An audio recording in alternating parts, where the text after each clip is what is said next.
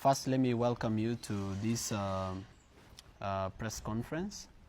We felt it important that we have this important conversation with you and with Kenyans who have been supporting the Inject Party to this day. And this far we've come is because Kenyans have offered us their unwavering support, and we don't take it for granted, and we feel that every once in a while we should create an opportunity to communicate to them, give them the progress, where we've come from, where we are, where we believe we are heading, the challenges we have, and how we hope to overcome them. So I'm here with the Secretary General of the party, Solonka Pareno. He's going to read a statement, then we're going to accept some questions. Then I guess that will be it for today. Thank you. Okay, thank you, members of the press. And the party statement, or the official standing of the party, is as follows. The Inject Party continues to affirm its unwavering commitment to the people of Kenya, strengthening our presence and structures while holding the government accountable for its promises. Through our united and dynamic team, led by Morara Kibaso, we have grown the movement, and true to it, many corners in the country right now are in the millions shouting, "Inject change." In the past 2 months, the Inject Party has traversed more than 30 counties, engaging directly with citizens to highlight pressing issues and government shortcomings. Our initiative, the Vampire Diary, started by Morara Kibaso, has spotlighted critical areas of failure in the current regime, shedding light on stalled projects that have long plagued development within counties and nationally. Our efforts have resulted in tangible progress, as you can see. From the Kanyagwal Fisheries Project in Kisumu to the Rombo Tomato Agro-Processing Facilities in Litoktok, all these projects are currently being revived, but more still needs to be done. These achievements underscore our commitment to ensuring that this administration is held accountable and responsible for the development of this nation. At the core of our party's success lies a robust and cohesive structure built around a skilled and passionate team, you can see them here, that operates on a voluntary basis. All the members you see before you operate on a voluntary basis. No one is being paid. And again, our success lies with the millions of Kenyans who have joined us in their own way, and this is a testament to their belief in our cause and to their commitment to the Kenyan people. It is important to clarify that all public donations to the party are accounted for. There are systems and mechanisms that are in place to ensure integrity and proper utilization of all donated funds. There is a 14-member team that is in charge of all matters finance, and as a matter of fact, the financial reports are always available for scrutiny at the party headquarters.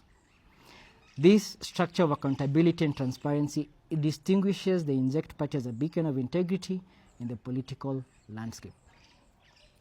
As we move forward, the Inject Party remains steadfast to its mission of addressing systemic failures, championing development, and advocating for solutions that resonate with the daily struggles of Kenyans. We invite all Kenyans to join hands with us in building a better future, one where the leadership is synonymous with accountability, service, and action. This is a joint fight that we cannot fight alone, and we need everyone to play a role. The government and many political elite are not happy with us, and they are out there to disrupt and divide our movement. But what we have to say to them is we will not relent, we will not be shaken, and we will not be distracted by those who have personal interests and those who have succumbed to the pressure. The Inject Party is more than a political party. It is a movement that is driven by the shared vision of hope, prosperity, and unity for all Kenyans. Together, we will continue to make strides that reflect the strength and determination of our nation, na tunaamini ya kuwa itabadilika. Thank you very much. Thank you so much. So we believe we can take questions now. Okay, so I don't know whether the first question is to me or to the Secretary General. So it's up to you now to ask. we are very brief. That is our statement. Would you like to ask any questions? Yes. My question is in regards to a certain publication that was made yesterday on some few members who claimed that they were part of the team of the Eject Party, and they said that they had withdrawn from the Eject Party. My actual question is, were they really members of the Eject Party? Mostly, some of them refer to themselves as the Secretary General, the former Secretary General of the Eject Party. But as you have told us, that Solanke is the official Secretary General of the Eject Party. What is your statement in regards to that? So the Inject Party first stands for Inclusion of National Justice and Civic Transformation. That's what Inject stands for. Now, Inject Party is a party that was born by the Kenyan people. It's not really our thing. It is something that came from Kenyans. We are only privileged to serve Kenyans. Now, since we started the process of registration of a party to where we've reached today, we've had only one interim Secretary General. We've never had 2 or 3. And the interim Secretary General has always been Solonka Pareno. So anybody out there purporting, claiming, or otherwise saying that they were or could be or should have been the Secretary General, that is not true. However, he holds that position on an interim basis, because when you're registering a political party, you need interim officials before the actual officials can be elected at the National Delegates Conference. So when we finally have the National Delegates Conference, the officials of the party will be elected to replace the interim officials. And the interim officials, if they want to run for that position, they'll run and get the true mandate of the people. As at now, he is the one who holds that office and continues to run that function. With regards to people holding a press conference to say they were members and they've left, what we can say is that first, we saw it. We were also disturbed as you were, and we were worried as you were. Some of the people we saw there, we've never met them. We don't know them. We are meeting them for the first time. However, there are some that we know that have been here maybe once or twice. They've come and participated in a meeting or 2. And the main point of departure between our value system and their value system is that they expected that at Inject Party they would be paid heavy salaries for roles within the party. I'm so sorry to them that we were not able to meet their expectations, but this is how things are, and they may have to get used to how the things are. I have another question. Yes.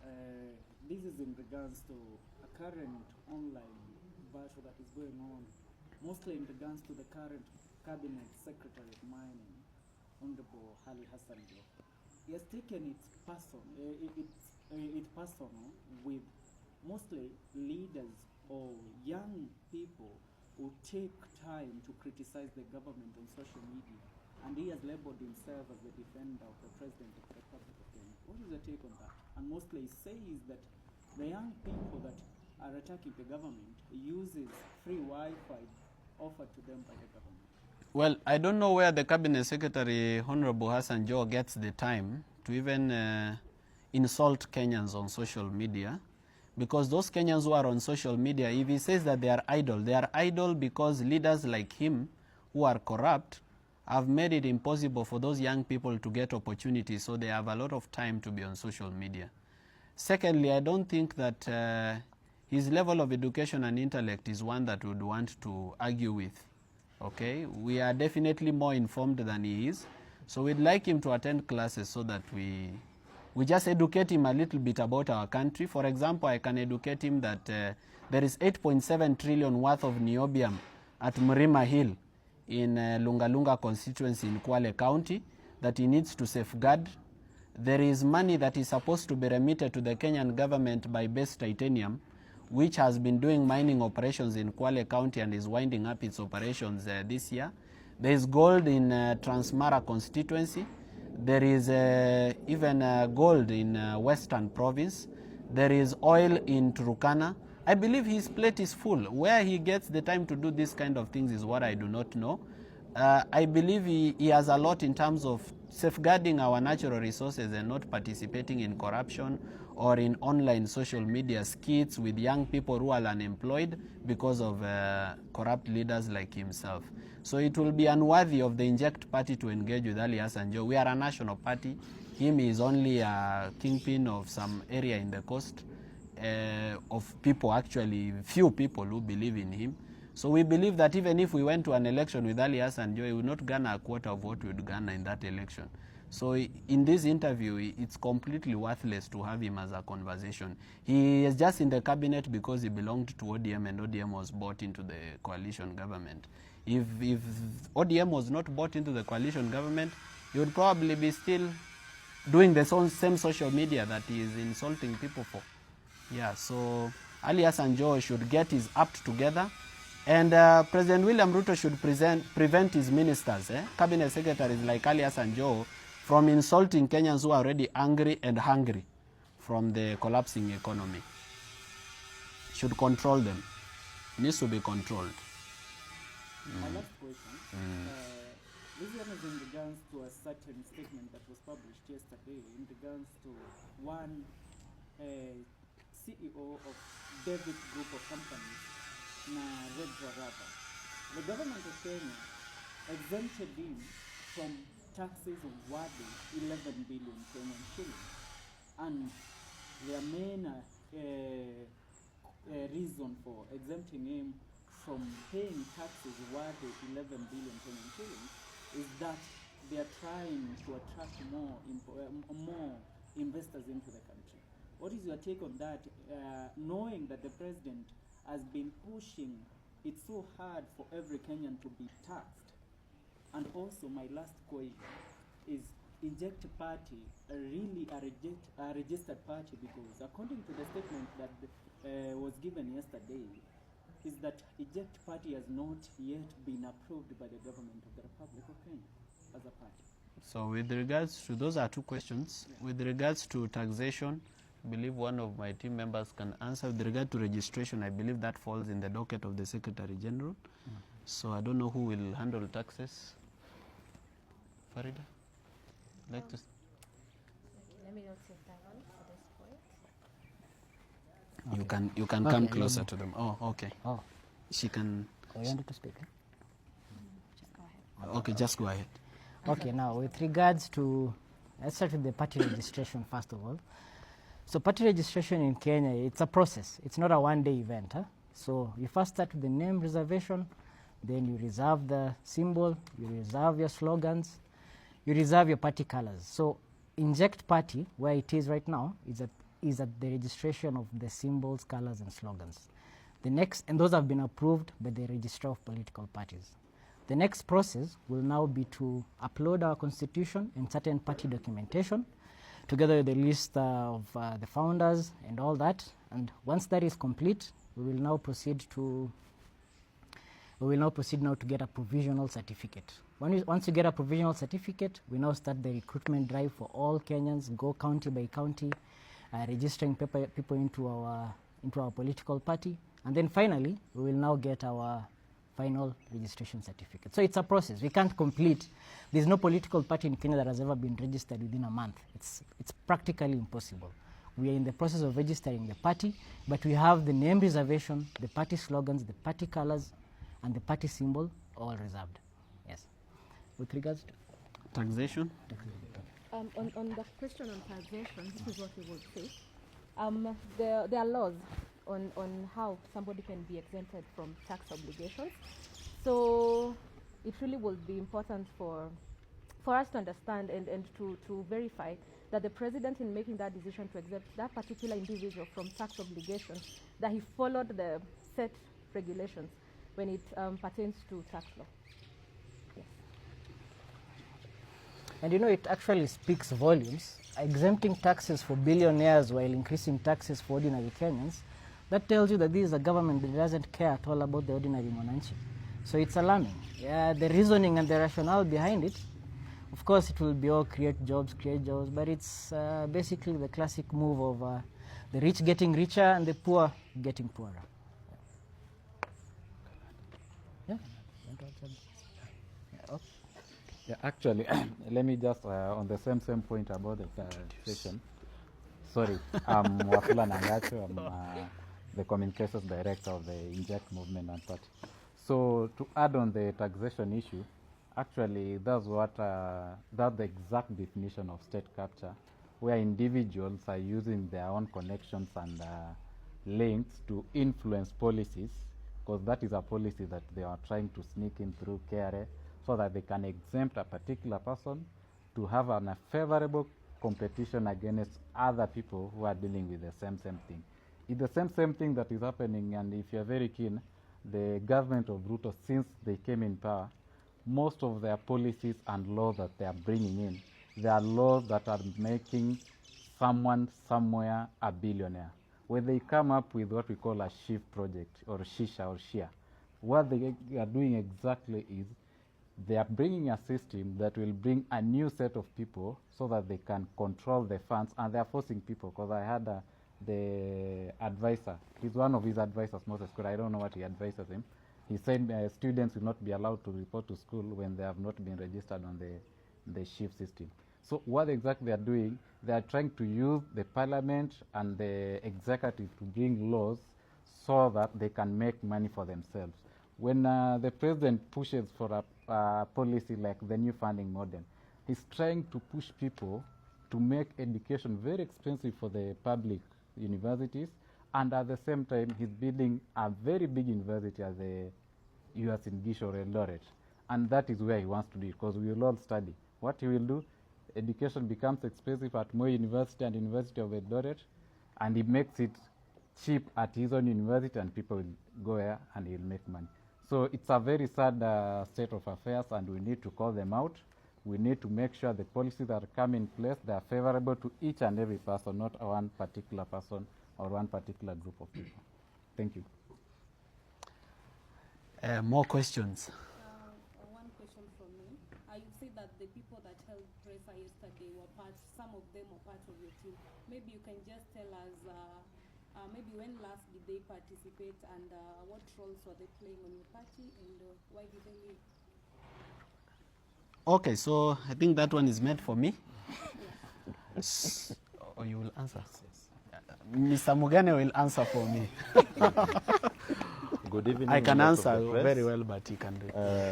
I'm Mugane Mugo. I'm in charge of membership and mobilization, which is an interim position in this party. So, first of all, I want to echo the words of our party leader. Whatever we do in this movement, we do it on voluntary basis. We don't expect payment or reimbursement of whichever kind. So when we have people that have joined the movement and they expect that they will gain some financial, or they expect some financial miracle to happen from us, it is impossible. In fact, some of these people, and some of us who are called into those meetings, some of these people have been bought, and the change of lifestyle is evident. I've seen some of them opening new businesses. I've seen some of them with very expensive watches, which is a miracle that cannot happen within a month of someone that was borrowing fare to come here. So for us, we are adamant, we are committed to the cause. We cannot be bought, because the freedom of this country is not worth any amount of money. Secondly, I cannot even remember the last time these 29th September. 29th September. It's a long time ago. It's a scheme they have been scheming behind closed doors to sabotage the movement. But what we tell the government as well is that you can buy a few individuals, but some of us that are committed to this cause, we are ready to defend our democracy. We are ready to fight corruption with whatever it takes. We are worth more than, those hundreds of thousands that are being dished out to our young people. Thank you. There was also a claim by those who are your party members before, that the money that Kenyans are contributing towards the civic education is being shared to Morara's phone numbers, direct personal accounts, and they feel that there's not going to be a proper accountability. I think the party leader will answer that, but also to bring you up to speed, whatever happened in the last 6 or so months that the movement has been on, 3 months, he has published it in the social media. You saw the kilometers that we've covered. And actually, even the M-Pesas that he has been using, they are prone to scrutiny. Anyone that wants those reports, as he said, can come here. And right now, the treasurer will handle that. There's a bank account that is in place, and it has 3 signatories.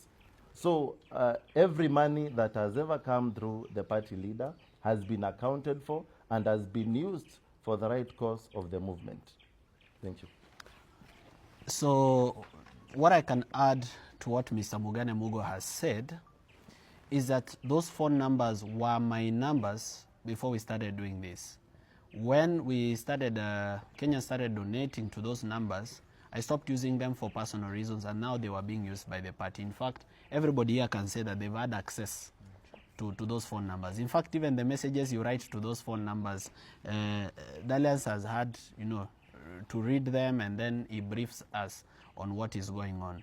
So this is what happens. The reason we had to use a phone number to receive money is because, one, to avoid the con men. Because when they send the money and the person they know is Morara, and they see the name imeleta kwa M-Pesa Kebaso Morara, they develop a sense of trust.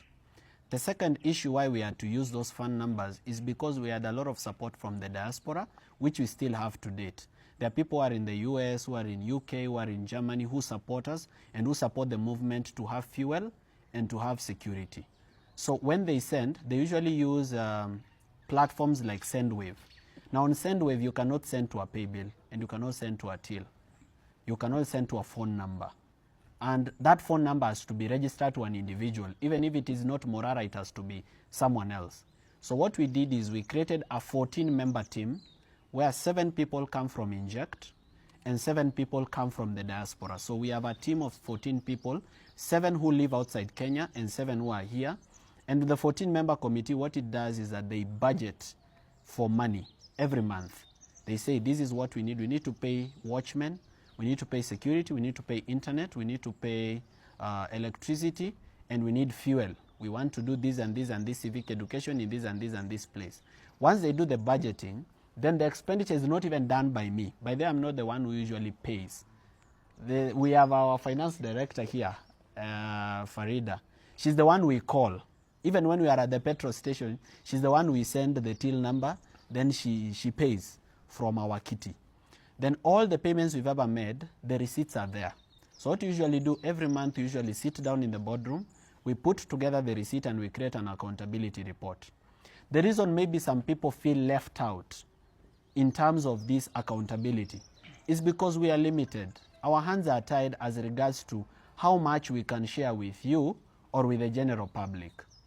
The reason is some of this information is very sensitive and it is critical to our security.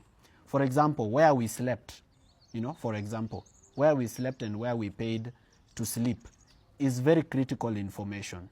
Where we fuel, all right, or which car was fueled. Sometimes we leave our own cars here and we borrow cars for security purposes.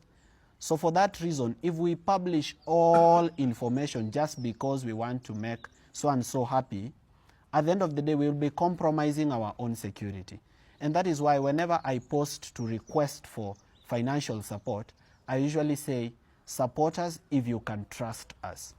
So we believe that Kenyans still trust us because to this day, regardless of all the propaganda that goes on out there trying to tarnish our names, to this day, there are Kenyans who still believe in us and continue to support us, even today, even this morning, even 1 hour ago, even 20 minutes ago. There are Kenyans who send us 10 bob, 50 bob to support what we do. And we are putting together resources for different programs. For example, we are going to have Vijana Shika ID program, where we are going to encourage the youth to get IDs. We are going to have youth registration program to help the youth to register as, as voters. We are trying to put together a group of friends to come and support us so that we see whether we can have either a music studio or just cameras for shooting, for helping people with the talent to be able to shoot content in this place or even to record music in this place, just as a way of reaching out to the youth and lifting them up with us, because when we go up, we want to go up with them. So we have all these programs we are planning. So sometimes we even have resources in the bank account, but those resources cannot be used because they belong to a certain program and we cannot remove it and put it in fuel. Ni mara nyingi sana hata sisi wenyewe tumetumia fedha zetu sisi wote binafsi.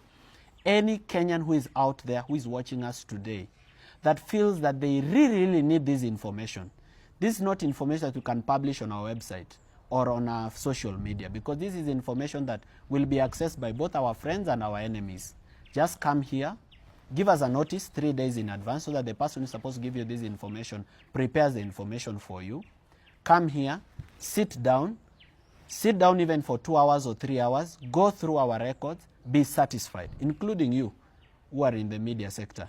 You can give us a 3-day notice, you can come, go through our records one by one, see what we received, how we spent it, what we did with it, be satisfied. At least that way, we will know who accessed our information, so that if we see is out there, tutajua so and so and so and so and so and so are the ones that have accessed this kind of information. I hope you understand. Asanteni sana. There's a general published thing. Sorry? There's something that usually published for the public bado. In addition to what he said, there's still accountability documentation and financial reports that's usually published by him in his social media pages. So there's nothing to hide. We are an open and accountable movement that is really strong on integrity, transparency, and accountability.